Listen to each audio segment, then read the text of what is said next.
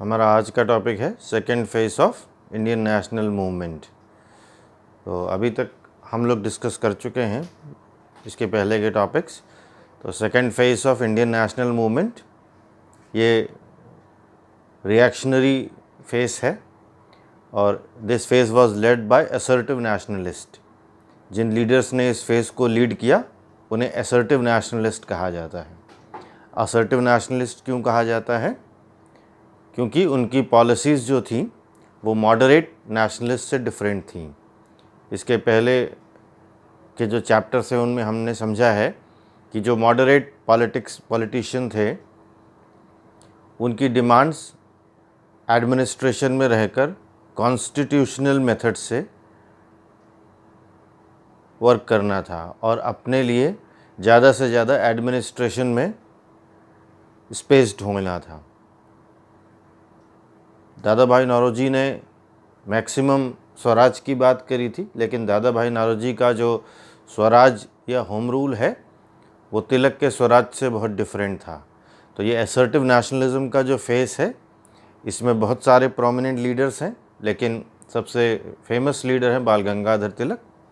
और assertive nationalism start होता है लॉर्ड कर्जन की रिएक्शनरी पॉलिसीज़ के बाद। तो लॉर्ड कर्जन की रिएक्शनरी पॉलिसी केवल एक रीज़न नहीं है। लॉर्ड कर्जन जो इंडिया के वायसरॉय हैं वो 1905 में जो वायसरॉय हैं वो उनका कंपैरिजन आप लॉर्ड लिटन से कर सकते हैं, जो जिनके रिएक्शन में सुरेंद्रनाथ बनर्जी ने इंडियन सिविल सर्विस एजिटेशन शुरू किया। तो लॉर्ड कर्जन का कंजर्वेटिव एटीट्यूड था। Lord Curzon was a proud viceroy. So अपने बारे में उनका ओपिनियन बहुत हाई था। वो कहा करते थे I was born to be the viceroy of India. और लॉर्ड कर्जन ने कांग्रेस के बारे में ये स्टेटमेंट दिया था, Congress is tottering to the fall and I will prepare its peaceful demise. Congress अपनी मृत्यु की कगार पर है और मैं उसके शांतिपूर्ण मौत में मदद करूँगा। तो कांग्रेस जो अपने आप में इतना बड़ा मूवमेंट बन चुका था उससे लॉर्ड कर्जन ने किसी तरह की मीटिंग से इनकार कर दिया। इंडियन यूनिवर्सिटीज़ एक्ट पास किया। इंडियन यूनिवर्सिटीज़ एक्ट में कर्जन को ये लगता था कि जो यूनिवर्सिटीज़ हैं वही नेशनलिस्ट सेंटर्स हैं, तो वहाँ के बोर्ड में किसी भी इंडियन को नहीं होना चाहिए। तो यूनिवर्सिटीज़ एक्ट जो लॉर्ड कर्जन ने पास किया था उसमें ज़्यादा से ज़्यादा इंडियन यूनिवर्सिटीज़ को ब्रिटिश होल्ड में लाया गया। ये यूनिवर्सिटीज़ ब्रिटिशर्स ने खोली थी सारी। मैकॉले की पॉलिसी के बाद से ये लोग हर कोने में Mumbai university, Madras university, Calcutta university, इस तरह से यूनिवर्सिटीज़ ओपन कर रहे थे। तो ये यूनिवर्सिटीज़ जो थी ये नेशनलिज्म के सेंटर बनते जा रहे थे, स्पेशली बंगाल में। तो कर्जन ने एक तो इंडियन यूनिवर्सिटीज़ एक्ट पास किया, ऑफिशियल सीक्रेट्स एक्ट पास किया और ब्रिटिश गवर्नमेंट को क्रिटिसाइज़ करना या ब्रिटिश गवर्नमेंट के अगेंस्ट वर्क करना, इसमें सीधे देशद्रोह का मुकदमा लगता था। तो बहुत सारी जो ऐसी रिएक्शनरी पॉलिसीज़ थी, प्रेस को बैन किया, प्रेस की फ्रीडम को बैन किया। और जो सबसे बड़ा काम था लॉर्ड कर्जन का वो बंगाल का पार्टीशन करना। बंगाल का पार्टीशन क्यों किया गया? इसमें होम सेक्रेटरी रिजले का स्टेटमेंट बहुत फेमस है। So Risley said that united Bengal is a power and Bengal divided will have no power of nationalism. तो जो डिवाइडेड बंगाल है वो नेशनलिस्ट नहीं रह जाएगा, लेकिन बंगाल जो यूनाइटेड है उसमें नेशनलिज्म की पावर है। तो फोकस करते हैं बंगाल के पार्टीशन पर। ये 16 अक्टूबर 1905 को फोर्स किया गया, लाया गया, मगर इसका अनाउंसमेंट बहुत पहले हो गया था। और ऐसे माहौल में लॉर्ड कर्जन ने होम सेक्रेटरी रिजले के हेल्प से बंगाल का पार्टीशन कर दिया। और पार्टीशन इसलिए किया गया कि एक हिंदू मुस्लिम डिवाइड क्रिएट किया जा सके। हिंदू मुस्लिम डिवाइड किस तरीके से? बंगाल की डेमोग्राफी को स्टडी किया गया और बंगाल की डेमोग्राफी इस तरह से थी कि अगर ईस्ट बंगाल को अलग कर दिया जाए तो वो मुस्लिम मेजॉरिटी प्रोविंस बन जा रहा था, और अगर वेस्ट बंगाल को अलग कर दिया जाए, बिहार, उड़ीसा और वेस्टर्न बंगाल, तो वो हिंदू मेजॉरिटी प्रोविंस बन रहा था। ये अंग्रेज़ों के फेवर में था, ब्रिटिशर्स के फेवर में था कि एक मुस्लिम मेजॉरिटी और एक हिंदू मेजॉरिटी बंगाल क्रिएट हो जाए। तो जो हिंदू मेजॉरिटी बंगाल बनाया गया वहाँ पर कैलकाटा कैपिटल बनाई गई, और जो मुस्लिम मेजॉरिटी बंगाल बनाया गया वहाँ पर ढाका कैपिटल बनाई गई। अब जो नेशनलिस्ट थे, मॉडरेट्स थे या एसर्टिव्स थे, वो ये डिमांड कर रहे थे कि बंगाल का अगर आपको डिवीज़न करना है तो वो डिवीज़न लैंग्वेज के बेसिस पर होना चाहिए। उड़ीसा को अलग कर दीजिए जहाँ पर ओडिया स्पीकिंग पीपल हैं, बांग्लादेश का जो आज का रीजन है बंगाल को, ईस्ट बंगाल को अलग कर दीजिए जहाँ पर उर्दू स्पीकिंग पीपल हैं, और वेस्ट बंगाल और बिहार को अलग कर दीजिए यहाँ पर हिंदी स्पीकिंग पीपल हैं। तो अगर लैंग्वेज के बेसिस पर अलग करेंगे तो कोई दिक्कत नहीं है, अगर आप रिलीजन के बेसिस पर अलग करेंगे तो इससे नेशनलिज्म को नुकसान हो रहा है। लेकिन ब्रिटिशर्स को तो डिवाइड एंड रूल ही करना था, और उन्होंने ये लॉजिक दिया कि इतने बड़े बंगाल को एक साथ रूल करना पॉसिबल नहीं है, एडमिनिस्ट्रेटिव डिफ़िकल्टीज़ हैं।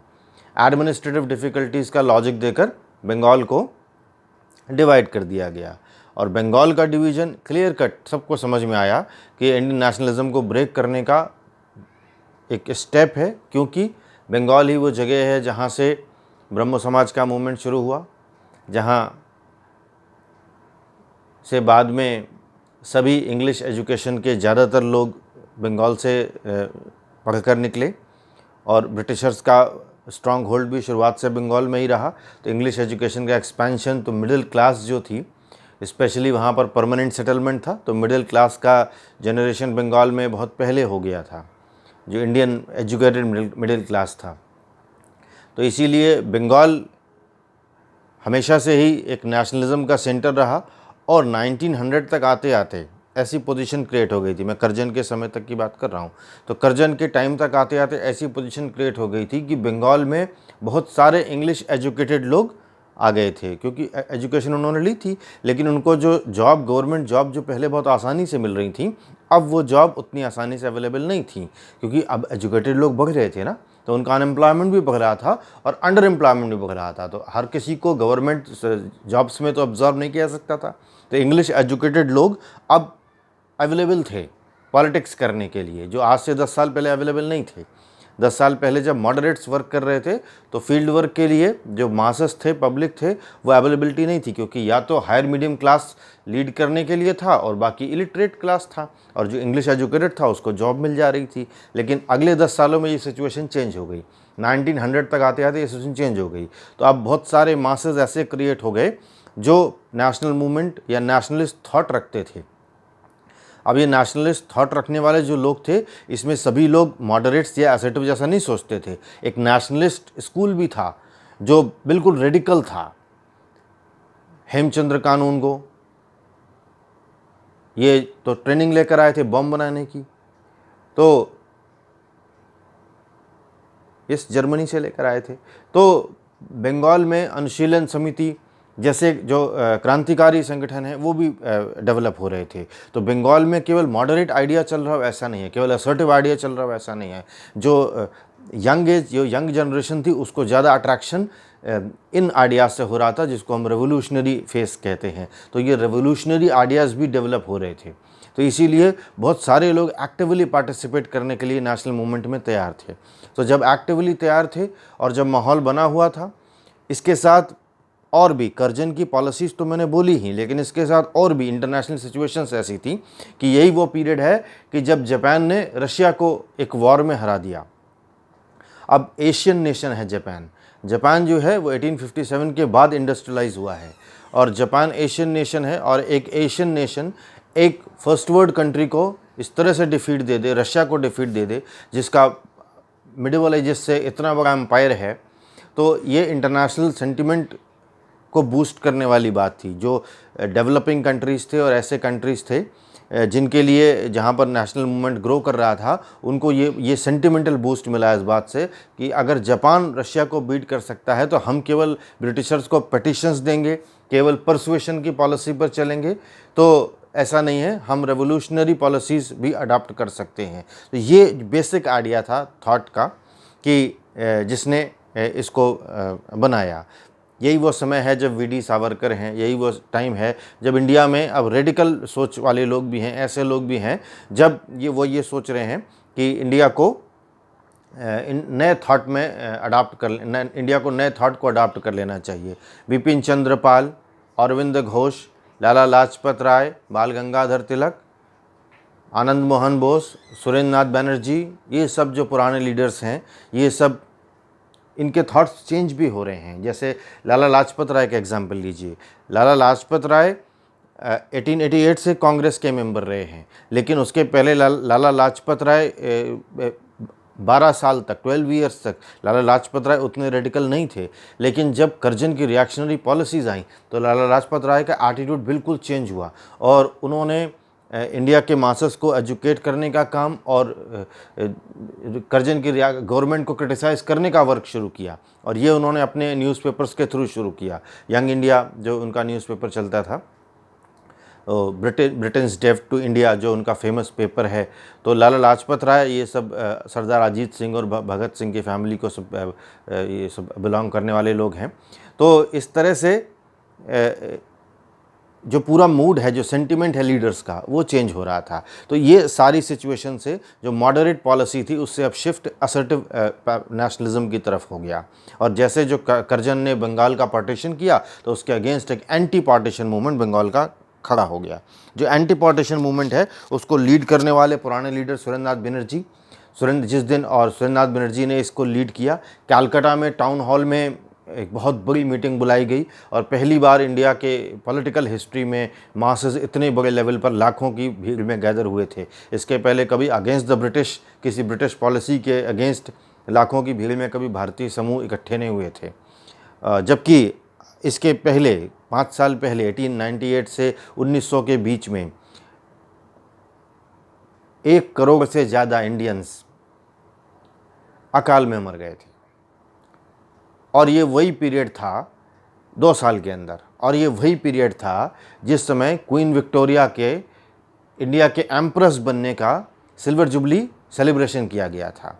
और जब सिल्वर जो 1878 में एम्प्रेस ऑफ इंडिया बनी है, उसके बाद सिल्वर जुबली सेलिब्रेशन में बहुत सारा पैसा खपाया गया, लगाया गया, लेकिन ये फेमिन कमीशन केवल अपॉइंट किए गए थे। एक्चुअली कुछ वर्क नहीं किया गया। करोड़्स ऑफ इंडियंस की डेथ हो गई। तो ये जो करोड़्स ऑफ इंडियन की जो डेथ हुई है, इसने माहौल को चेंज कर दिया। बहुत सारे नेशनलिस्ट लीडर इस समय इवॉल्व हुए। विवेकानंद तो पता ही है सबको कि वो शिकागो गए और इंटरनेशनल लेवल पर उन्होंने जो रिलीजियस पार्लियामेंट है उसमें एड्रेस किया। एड्रेस कर कर ये भी बात सामने निकल कर आई कि हमारे रिलीजन कहीं ज़्यादा प्रोमिनेंट हैं, हमारा जो फिलोसफिकल थाट है वो दूसरे रिलीजन से कहीं ज़्यादा प्रोमिनेंट है जो सो कॉल्ड डेवलप्ड कंट्रीज़ हैं। इस बात को शिकागो पार्लियामेंट में विवेकानंद ने पूरे वर्ल्ड के सामने शो किया। तो इससे एक नेशनल प्राइड की फीलिंग डेवलप हुई। अरविंद घोष ने ICS का एग्ज़ाम ग्रीक लैंग्वेज लेकर पास किया। तो ये सब, क्योंकि ऐसा मान ही नहीं सकता था कोई कि कोई एशियन आदमी ग्रीक लैंग्वेज भी पढ़ सकता है। तो इन सब चीज़ों से उन्होंने चैलेंज किया था कि हम अंग्रेज़ों की लैंग्वेज लेकर के अंग्रेज़ों का एग्ज़ाम पास करेंगे। तो इस तरह से ये जो सारी चीज़ें हुई, ये नेशनल सेंटिमेंट को बूस्ट करने वाली चीज़ें थी। तो इस माहौल में जब पार्टीशन किया गया तो लीडर्स की पूरी एक लाइन, रो तैयार थी। First level leaders, second level leaders, और जो रो तैयार थी, तो एंटी पार्टीशन मूवमेंट खड़ा हो गया। और यही वो पीरियड है जब रविंद्रनाथ टैगोर अपने क्रिएशंस कर रहे थे। तो कलकत्ता के टाउन हॉल में जो मीटिंग बुलाई गई, तो सुरेंद्र नाथ बनर्जी, आनंद मोहन बोस ने फेडरेशन हॉल की यहाँ पर नींव रखी। और जो बनर्जी ने जो भाषण दिया वो भारत के इतिहास में बहुत क्रांतिकारी माना जाता है कि आसमानों से गिरी बिजली, so blues bolt from the blues. जो बनर्जी ने कहा कि ये बंगाल का जो पार्टीशन है ये इंडियन नेशनलिज्म को ब्रेक करने का, इंडियन नेशनलिज्म को ब्रेक करने का एक स्टेप है। इसमें एडमिनिस्ट्रेटिव डिफ़िकल्टी कुछ भी नहीं है। तो करजन की पॉलिसीज़ के रिएक्शन में हुआ क्या, इंडियन नेशनलिज्म असर्टिव तरीके से खड़ा हो गया। जब ये मूवमेंट शुरू हुआ उसके अगले ही दिन ये अनाउंस किया गया कि हम इस पार्टीशन को एक्सेप्ट नहीं करते हैं, और लाखों की भीड़ सड़कों पर निकल आई। इसी समय रविंद्रनाथ टैगोर ने अपना जो फेमस, जो आज बांग्लादेश का राष्ट्रगीत बना हुआ आमार सोनार बांग्ला, वो लिखा। तो वो सड़कों पर गाया गया, रक्षाबंधन मनाया गया, गंगा स्नान किया गया, और भारत की जो लाखों जनता है उसने ये चीज़ कही कि हम इस पार्टीशन को एक्सेप्ट नहीं करते हैं। तो पहली बार टाउन हॉल में तो कुछ लाख ही इकट्ठे हुए थे, पहली बार दसियों लाख की संख्या में एक politically motivated, western liberal thought से पॉलिटिकली मोटिवेटेड और अगेंस्ट द ब्रिटिश गवर्नमेंट, और नॉन वायलेंट, गोलियां नहीं चल रही थी उसमें, नॉन वायलेंट तरीके से प्रोटेस्ट करना, ये इंडियन हिस्ट्री में बहुत बड़ा मूवमेंट था। ये पहली बार ऐसा हो रहा था कि एक भी गोली और एक भी कानून इस तरह से नहीं तोड़ा गया, लेकिन पब्लिक प्रोटेस्ट कर रही थी कि हमें पार्टीशन एक्सेप्टेड नहीं है। और रविंद्रनाथ टैगोर ने तो अपना स्वदेशी भंडार तक दुकान खोल ली थी अपनी, क्योंकि स्वदेशी का आइडिया दिया गया था, स्वदेशी का आइडिया दिया गया था, और साथ में स्वदेशी होगा तो बाइकॉट भी होगा। बाइकॉट क्यों, ये बात कही नेशनलिस्ट लीडर ने कि अगर आप स्वदेशी को एक्सेप्ट करते हैं तो ऑब्वियसली आपको फर्स्ट स्टेप में ब्रिटिश गुड्स को बाइकआउट करना पड़ेगा, क्योंकि जब आप उनका छोड़ेंगे तभी तो अपना पहनेंगे। तो स्वदेशी और बाइकॉट ये दो टूल्स बन गए जिनको बहुत बड़े लेवल पर एक्सेप्ट किया गया। और ये बात बड़ी क्रिटिकल लेवल पर सोची गई कि जब तक हम नेशनलिस्ट एजुकेशन में इंडियन मासेस को एजुकेट नहीं करेंगे, तब तक हम किसी भी तरह से एक प्रोमिनेंट प्रेशर क्रिएट नहीं कर पाएंगे गवर्नमेंट के ऊपर। जादवपुर यूनिवर्सिटी बाद में बनाई गई, नेशनल कॉलेज खोला गया, और अरविंद घोष उसके प्रिंसिपल बने नेशनल कॉलेज के। ये वही नेशनल कॉलेज जहाँ सुभाष चंद्र बोस बाद में पढ़े, और इस तरह से रविंद्रनाथ ने शांति निकेतन बनाया। तो ये सारी चीज़ें जो हैं ये बंगाल में बहुत बड़े लेवल पर हो रही थी, और बंगाल की पब्लिक मोटिवेटेड थी। और फाइनली आप देखेंगे कि गवर्नमेंट को इसके आगे झुकना पड़ा। ये बंगाल जो पार्टीशन है वो वापस लेना पड़ा, और वापस लेकर ब्रिटिश गवर्नमेंट को इसको 3 पार्ट्स में डिवाइड करना पड़ा। उड़ीसा अलग, और वेस्टर्न बंगाल अलग, और ईस्टर्न बंगाल अलग, इस तरह से करना पड़ा। और 1911 में जब उन्होंने कैपिटल भी अपनी कलकत्ता से दिल्ली शिफ्ट कर ली, क्योंकि उनको लगा कि ये तो नेशनलिज्म का सेंटर है, यहाँ रहे तो हमें अपना गवर्नमेंट चलाना मुश्किल हो जाएगा। यही बेसिक रीज़न था अपनी कैपिटल भी शिफ्ट करने का। और आने वाले चैप्टर्स में हम लोग पढ़ेंगे भी कि जब वो कैपिटल शिफ्ट हो रही थी तो इंडियन वायसरॉय लॉर्ड हेस्टिंग्स की गाड़ी पर बम फेंक दिया गया था। तो आप समझ लीजिए कि इंडियन जो पब्लिक है वो कितनी मोटिवेटेड और कितनी ज़्यादा अब पॉलिटिकल टूल्स में कितनी एजुकेटेड हो चुकी थी कि वही तरीके अपनाए जा रहे थे जैसे यूरोप में फ्रांस की क्रांति के समय अपनाए गए, या उसके पहले और भी जो रेवोल्यूशन है उनमें अपनाए गए। तो ये इंडियन रेवोल्यूशन, इंडियन जो नेशनल मूवमेंट है उसका सेकेंड फेज़ इस तरह से स्टार्ट होता है। तो ये लोगों का रिएक्शन था। तो इस रिएक्शन के बाद ये मूवमेंट बहुत बड़े लेवल पर चला, और इसमें ब्रिटिश गवर्नमेंट क्या कर रही थी? ब्रिटिश गवर्नमेंट इस समय अपनी पूरी तैयारी कर रही थी कि हम मुस्लिम्स को इस मूवमेंट से अलग कर रहे हैं। ब्रिटिश गवर्नमेंट ने लगातार दिखाया कि देखिए गंगा स्नान कर रहे हैं, ये चीज़ इस्लामिक नहीं है, देखिए रक्षाबंधन कर रहे हैं, ये चीज़ इस्लामिक नहीं है। इसका मतलब ये जो मूवमेंट है ना, ये नेशनल मूवमेंट नहीं है, ये हिंदू मूवमेंट है, और हमने आपको अलग से बंगाल दिया है, ये इनको डाइजेस्ट नहीं हो रहा है। तो इसलिए वो कंटिन्यूसली ढाका के नवाब सलीमुल्लाह को कन्विंस कर रहे थे, रिजले बातचीत कर रहे थे, और बाद में यही मिंटो मॉडलर रिफॉर्म्स के फॉर्म में 3 साल बाद आ गया कि हम आपको अलग रिप्रेजेंटेशन देंगे, क्योंकि मेजॉरिटी हिंदू चाहता ही नहीं है कि माइनॉरिटी मुस्लिम इंडिया में सर्वाइव कर पाए। हमने आपको जरा सा एक स्टेट दे दिया, उनको इतनी परेशानी हो गई, तो वो कन्विंस कर ले गए। तो बहुत सारे मुस्लिम्स जो थे वो इस बंगाल, और ख़ासकर जो रेडिकल मुस्लिम्स थे वो इस बंगाल मूवमेंट से अलग रहे, क्योंकि उन्होंने सारे सिंबल, भाई अरविंद घोष तो भारत वंदे मातरम का आइडिया दे रहे हैं, रविंद्रनाथ टैगोर रक्षाबंधन का आइडिया दे रहे हैं, ये सारी चीज़ें मुस्लिम्स को हिंदू सिंबल्स नज़र आ रहे हैं। नज़र उनको नहीं आ रहे थे, ब्रिटिशर्स ने उनको दिखाया इस तरह से कि ये देखिए ये तो सारी हिंदू चीज़ें हैं, और ये तो सारी नेशनलिस्ट और पुरानी जो वैदिक आइडियाज़ हैं वहाँ से चीज़ें निकाली जा रही हैं। तो ये तो एंटी कुरान है, ये मूवमेंट आपके लिए है ही नहीं। हमने आपको जो फैसिलिटी दी है वो सब फैसिलिटी का अगेंस्ट है। ये मेजॉरिटी हिंदू ये चाहते ही नहीं है, और यही कीड़ा जो यहाँ से भरा गया है यही जिन्ना के दिमाग तक चला गया, और इसी ने पाकिस्तान बनवाया है इंडिया में। नहीं तो किसी भी तरीके से पाकिस्तान का ओरिजिनेशन हो नहीं सकता था। ये मेजॉरिटी माइनॉरिटी का जो इशू क्रिएट किया है कि यू आर माइनॉरिटी पीपल, जबकि इंडिया में कभी भी मुस्लिम्स को ऐसा नहीं फील कराया गया, जब भारत आज़ाद नहीं था तब भी नहीं, कि आप माइनॉरिटी हैं। लेकिन ये बात अंग्रेज़ों ने उनको फील कराई कि आप माइनॉरिटी हैं, इस बात को समझिए, माइनॉरिटी है, आपको खतरा है, जबकि खतरा तो हिंदुस्तान में कभी मुस्लिम्स को रहा ही नहीं। तो ये सारी चीज़ें थी। अब बात ये है कि ये जो बंगाल मूवमेंट है ये पहली बार असर्टिव नेशनलिज्म की तरह क्रिएट हुआ। तो इसके बाद हम इस पॉइंट पर आते हैं कि आखिर ये असर्टिव नेशनलिज्म का राइज क्यों हो रहा है, क्यों इस तरह से लोग नए पॉलिटिकल मेथड्स अडॉप्ट कर रहे हैं। पहला और बेसिक रीज़न तो ये है कि उन्होंने ब्रिटिश रूल के नेचर को सही तरह से रिकॉग्नाइज कर लिया था। दादा भाई नौरोजी ने 1871 में अपनी ड्रेन ऑफ वेल्थ की थ्योरी दी थी, और जो ड्रेन ऑफ वेल्थ की थ्योरी थी उसमें उन्होंने बताया था कि ड्रेन हो रहा है और हम ब्रिटिशर्स से परसुएशन और पिटिशन करेंगे और हमारे फेवर में डिमांड्स हो जाएंगी। लेकिन ब्रिटिशर्स उनके रिस्पांस में क्या दे रहे थे? Constitutional reforms. और कॉन्स्टिट्यूशनल रिफॉर्म्स जो थे वो अब पॉलिटिकली मोटिवेटेड इंडियंस के लिए सफिशिएंट नहीं थे। तो उन्होंने ये समझ लिया था कि अब जो ब्रिटिश एम्पायर जो है उसके economic interest against the India है। इस बात को 20 साल बाद बहुत अच्छे से रिकॉग्नाइज कर लिया गया था। तो फेलियर ऑफ मॉडरेट्स एक तरीके से राइज ऑफ असर्शन का बेसिक रीज़न है, क्योंकि जो इसके पहले की जो जनरेशन थी वो चीज़ें नहीं ले पाए, मतलब उनको वेलबाई कमीशन का अपॉइंटमेंट या पब्लिक सर्विस कमीशन का अपॉइंटमेंट बहुत हल्की चीज़ नज़र आ रही थी। साथ में जैसा अभी डिस्कस हुआ है कि इकोनॉमिक कंडीशन इंडिया की बहुत बिगड़ती जा रही थी और पॉलिटिकल कॉन्शियसनेस इंडिया में आ गई थी, और इंटरनेशनल इवेंट्स भी डिस्कस मैं कर चुका हूँ कि बहुत सारे इंटरनेशनल इवेंट्स जो जापान का, जैसे रशिया को हराना, तो ये सारे इवेंट्स, और इटली का डिफीट होना अफ्रीका में, तो ये सारे इवेंट्स हमको बता रहे थे कि किस तरह से असर्टिव नेशनलिज्म को बढ़ा। तो अब इसमें बात ये है कि बेसिक बात ये है कि अगर आप पॉलिटिक्स कर रहे हैं तो पॉलिटिक्स करने के लिए आपको कैडर चाहिए, तो लोग कहाँ से मिल रहे हैं? अब एजुकेटेड इंग्लिश में पढ़े हुए लोग मिल रहे हैं। क्यों? क्योंकि अब उनके लिए जॉब्स नहीं हैं। अब लाखों की संख्या में भारतीय अंग्रेजी पढ़ रहे हैं, और अंग्रेजी पढ़ने के बाद अगर उन्हें नौकरी नहीं मिलेगी तो राजनीति तो अच्छा एक रास्ता है। इसलिए ढेर सारे लोग अब पॉलिटिक्स में आ रहे हैं। आज से 15 साल पहले जब गोपाल कृष्ण गोखले या दादा भाई नौरोजी ये वर्क कर रहे थे तब बहुत सारे लोग ये काम करने के लिए नहीं थे, लेकिन अब बहुत सारे लोग ये काम करने के लिए अवेलेबल थे। तो ये भी राइज ऑफ असर्शन का एक बेसिक रीजन है। सड़कों पर फील्ड वर्क करने के लिए, उतरने के लिए भी तो लोग चाहिए, तभी तो नेशनलिज्म होगा।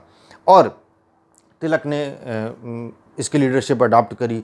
तिलक ने एक नया आइडिया अडॉप्ट किया। तिलक को गांधी जी का फोररनर कहा जाता है, गांधी जी का पूर्वगामी गांधी बोला जाता है। तो तिलक ने पहली बार ऐसा काम किया कि मासेस से अपना क्लोज कांटेक्ट बनाया। गणपति महोत्सव उन्होंने मनाना शुरू किया, शिवाजी महोत्सव मनाना शुरू किया। लाखों की संख्या में भीड़ इकट्ठी होती थी, और इकट्ठी होकर के उससे नेशनलिज्म की फीलिंग राइज हुई। इसके पहले कभी लाखों की पब्लिक को सड़कों पर नहीं उतारा गया था। तो हमेशा पब्लिक केवल एंटी ब्रिटिश कारण से ही उतरी हुई ऐसा नहीं है। तिलक ने लाठी क्लब्स बनाए और साथ में पब्लिक से अटैच रहने की पॉलिसी बनाई। तो तिलक इसीलिए गांधी जी के फॉरेनर है। गांधी जी की सफलता का बेसिक रीज़न यही है कि गांधी जी हमेशा पब्लिक से जुड़े रहे।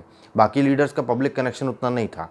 तो तिलक इसीलिए गांधी जी के फॉरेनर माने जाते हैं कि पब्लिक से कनेक्शन करने वाले बहुत बेसिक उन्होंने ये काम किया। और तिलक का जो स्वराज का आइडिया था वो गांधी जी की फुल इंडिपेंडेंस के आइडिया से बहुत कुछ मिलता जुलता था। तो ये बेसिक रीज़न है कि तिलक को गांधी जी का फॉरेनर माना जाता है।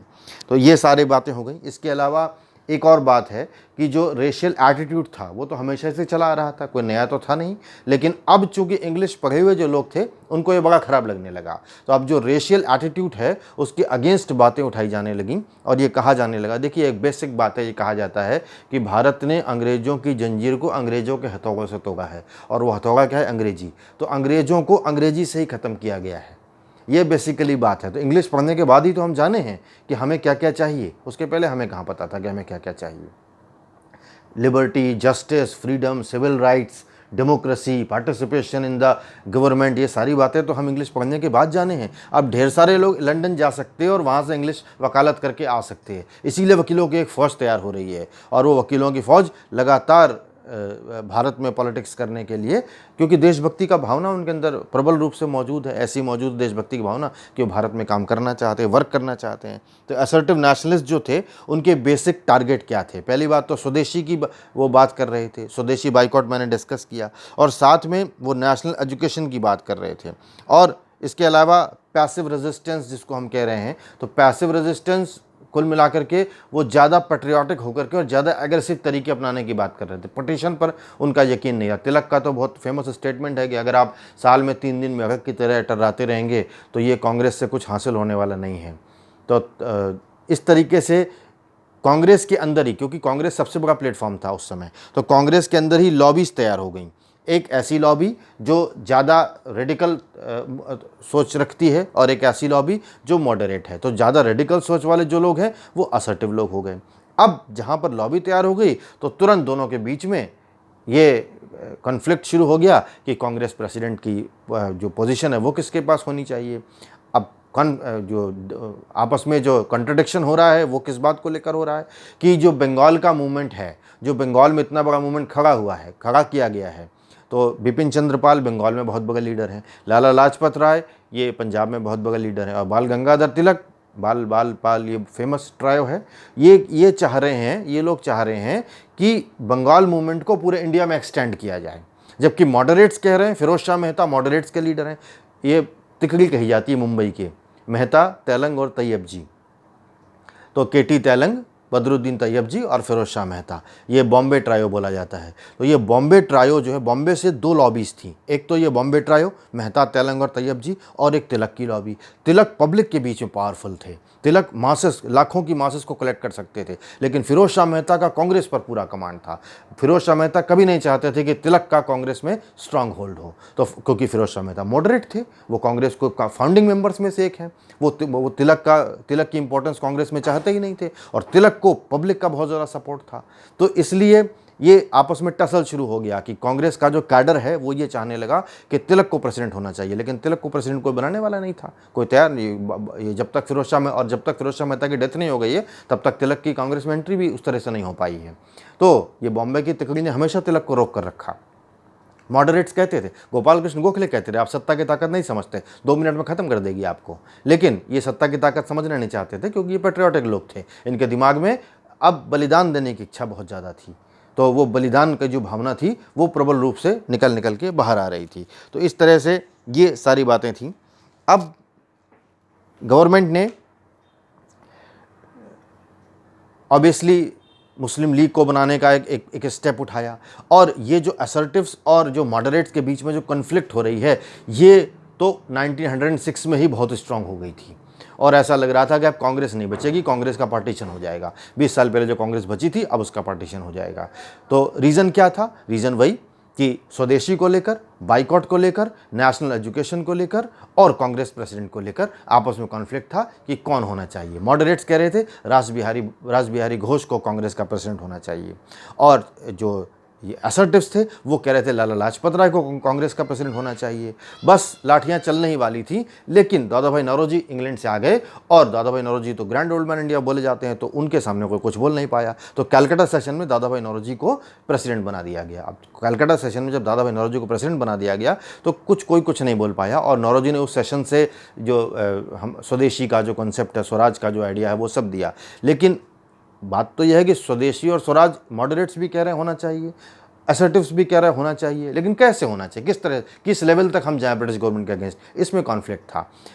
दादा भाई नौरोजी 1 साल तक बचा ले गए पार्टीशन कांग्रेस का। 1907 में सूरत में अधिवेशन हुआ, और जो तिलक की लॉबी थी वो बाकायदा लाठी डंडों से लैस होकर के आई थी, और मॉडरेट्स जो थे वो चाहते थे कि जो है कांग्रेस में प्रेसिडेंट रास बिहारी घोष बने, और तिलक चाहते थे कि प्रेसिडेंट लाला लाजपत राय बने। इस अधिवेशन में बहुत कुछ ऐसा हुआ कि जो कांग्रेस के बड़े लीडर्स को पसंद नहीं आया। जूते तक चलाए गए। बिपिन चंद्र ने अपनी बुक में लिखा है कि एक जूता सीधा फिरोज शाह मेहता के लगा, और लाठियां चल गई पंडाल में। तो ऐसी स्थिति में कांग्रेस जो 20 साल पहले बनाई गई थी, अब दादा भाई नौरोजी नहीं थे, कोई रोकने वाला नहीं था, बड़े बड़े लीडर्स आपस में लग रहे थे। तो जो लीडर्स लग रहे थे, चूँकि कांग्रेस पर तो होल्ड किसका था? मॉडरेट्स का था। उन्होंने तुरंत एक्सपेल कर दिया, निकाल दिया बाहर मॉडरेट्स को, तिलक, ये सब कांग्रेस से बाहर निकाल दिए गए। कांग्रेस जो बहुत बड़ी पावर थी अब तक खत्म हो गई, कांग्रेस खाली मॉडरेट्स के हाथ में रह गई। तो ये सूरत स्प्लिट कहा जाता है, यानी जो मुंबई में गोकुलदास तेजपाल संस्कृत कॉलेज में कांग्रेस बनाई गई थी उसका पार्टीशन हो गया, और पार्टीशन ऐसा हुआ कि उसके बाद लखनऊ पैक्ट तक 10 साल तक कांग्रेस यूनाइट नहीं हो पाई, और फिरोज शाह मेहता ने कांग्रेस पर पूरा कमांड कर लिया। और अगले साल इलाहाबाद में अधिवेशन बुलाया गया, और अधिवेशन बुला करके ये कहा गया कि फाइनली इन सबको, जितने भी ये असर्टिव विचारधारा वाले हैं, इनकी कांग्रेस में कोई जगह नहीं है, कांग्रेस तो मॉडरेट पार्टी है। और इसके अलावा कांग्रेस मॉडरेट पार्टी और कांग्रेस मिंटो मॉलर रिफॉर्म्स जो आ रहे हैं उनके साथ अकोमोडेट करके चलेगी। ये सब तितर बितर हो गए। इसके बाद तिलक पर मुकदमा चलाया गया, तिलक को मांडले जेल भेज दिया गया। लाला लाजपत राय पर मुकदमा चलाया गया कि आप बहुत फायरी स्पीच देते हैं ब्रिटिश गवर्नमेंट के अगेंस्ट, और लाला लाजपत राय पर मुकदमा चला करके लाला लाजपत राय को रंगून भेज दिया गया, सबको डिपोर्ट कर दिया गया। लीडर्स बड़े बड़े, बिपिन चंद्र पाल को अंडमान भेज दिया गया। बिपिन चंद्र पाल तो फादर ऑफ रेवोल्यूशनरी थॉट कहे जाते हैं इंडिया में। लाला लाजपत राय ने, जैसा मैंने बताया कि शुरुआत में ये कांग्रेस के लीडर थे, मॉडरेट तो नहीं थे कभी, लेकिन ये खुलकर नहीं आए थे जब तक करजन की पॉलिसीज़ नहीं थी। और उसके बाद तो शेर पंजाब और करके इनको कहा जाने लगा और ये सड़कों पर प्रोटेस्ट करते रहे। आपको पता भी होगा कि साइमन कमीशन के अगेंस्ट प्रोटेस्ट करते हुए इतना लाठीचार्ज हुआ था कि इनकी डेथ हुई थी। और उन्होंने कहा भी था कि जो लाठीचार्ज मेरे ऊपर हुआ है ये कांग्रेस की, ये ब्रिटिश गवर्नमेंट की ताबूत में एक कील साबित होगा। और वो साबित भी हो गया 20 साल बाद कि आप इस तरह से लाठीचार्ज कर रहे हैं। तो ये बात जो लीडर्स थे, जो असर्टिव लीडर्स थे, उनको अच्छी तरह मालूम थी कि ये क्या हो रहा है और वो क्या करना चाहते हैं। तो बेसिकली पॉइंट ये है इसमें कि ये सारे रीज़न थे जिसकी वजह से राइज ऑफ असर्टिव नेशनलिज्म हुआ। अब हमको ये समझना है कि जो असर्टिव नेशनलिस्ट थे उन्होंने अचीव क्या किया। पहली बात तो ये है कि उन्होंने ये अचीव किया कि बंगाल का पार्टीशन वापस ले लिया गया। सरकार के ऊपर बहुत हैवी प्रेशर था, बंगाल का पार्टीशन वापस हो गया। और इसके अलावा अब हमको समझना है कि जो बाल गंगाधर तिलक हैं उनका क्या रोल है, क्योंकि हमारे जो 10th के एग्ज़ाम है SSC बोर्ड के, उसमें बाल गंगाधर तिलक, लाला लाजपत राय, बिपिन चंद्र पाल, ऐसे लीडर्स के बारे में उनका पिक्चर लगाकर आता है कि आप इनके बारे में कुछ बताइए। तो बाल गंगाधर तिलक जो हैं उनके बारे में हम समझते हैं कि महाराष्ट्र में बॉर्न हुए थे, फादर ऑफ, ये सारी बातें जितनी हैं ये हम लोग अब नेक्स्ट वीडियो में समझेंगे।